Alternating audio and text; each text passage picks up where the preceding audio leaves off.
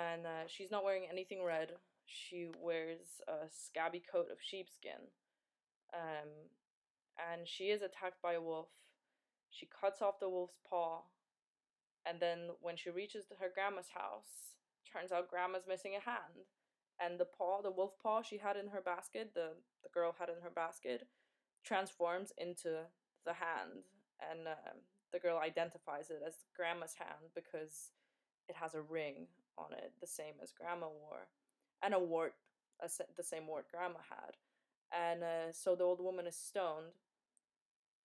But for the girl, that only means good stuff. She's rewarded, she inherits the money, and as is said, she prospers. So in this harsh reality, according to a morality very different from both traditional and contemporary, the girl does well. She performs all the correct actions. Um, slashes the wolf's paw off.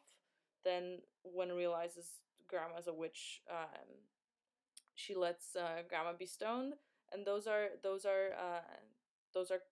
correct actions. So she is rewarded, like in a fairy tale, when good is rewarded, bad is punished.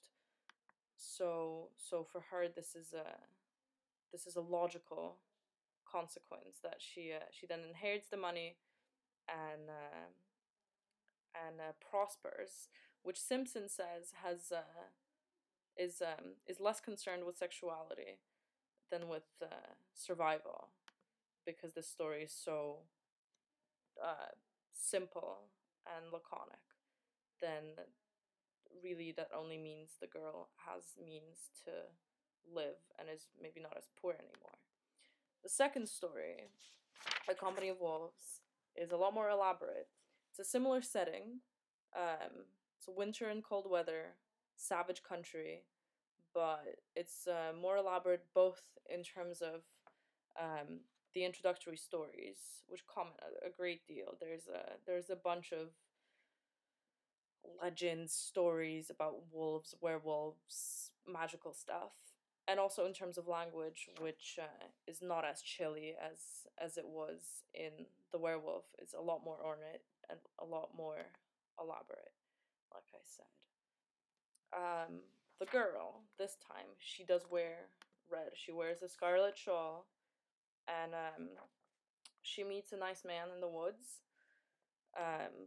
or, well, a man who seems very nice. They make a bet. He he teases her a little bit and says, "Oh, how about I get to your grandma's house faster? Than I bet I can get there faster than you can."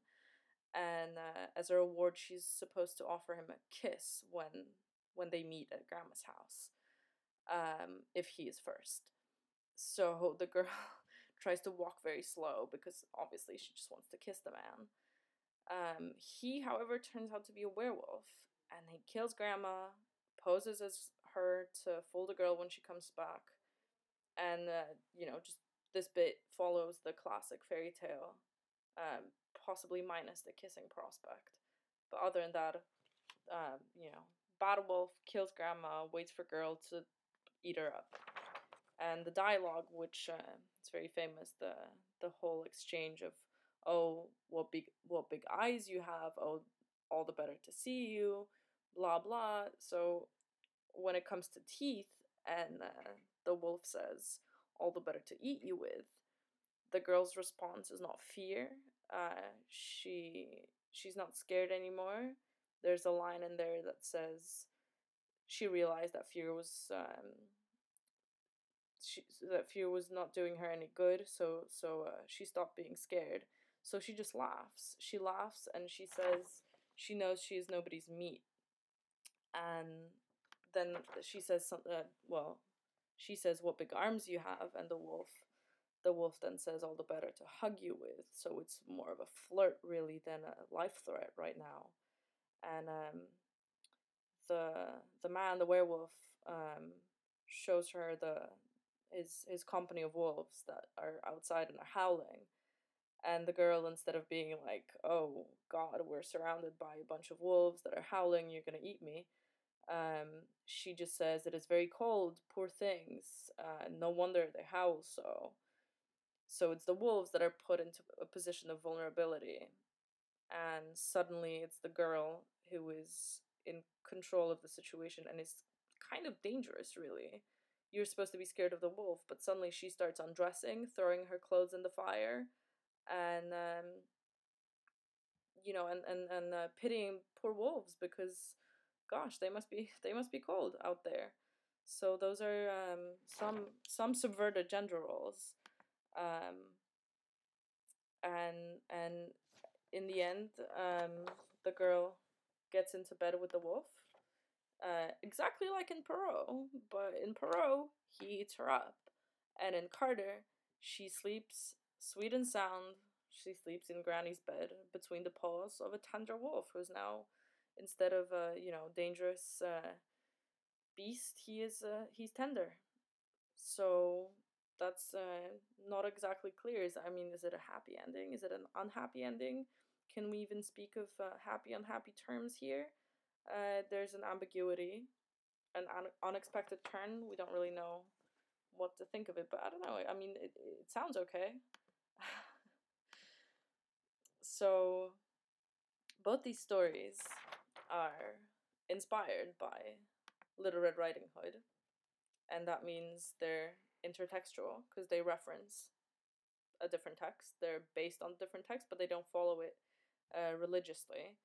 Um, they use classic fairy tale language, so in that sense, they're kind of traditional. But then again, they're clearly updated in a way. They're modern fairy tales, maybe, although that goes back to the debate whether are these retellings, are these new stories. But for sure, the another reference to the actual old fairy tales is the fact that Carter writes in this, ornate, rich, complex language, and not, for example, in lol speak or like text message speak. There's on the formal side, it's still pretty traditional. What the differences with the fairy tales usually are in the representations of women and female sexuality. So that's a reinterpretation, sort of like, grandma dies, but then the girl gets money and is happy. Um, or uh, wolf wolf is wolf is being made vulnerable, and girl is being made empowered. And there's an investigation into power relations that go on between fairy tale characters, between people, and that's a meta narrative. That's something that's not concerned with the text itself, but something beyond the text that we're trying to deconstruct, that we're trying to interpret, that we're trying to say something about. We being Angela Carter in the stories in the Bloody Chamber. And now my colleague is going to talk about the third wolf story, Wolf Alice. Thanks very much, and I'm sorry again that I can't be there in person. But if you had any questions, feel free to email me. It's Marta at martalucysummer.com. Thank you.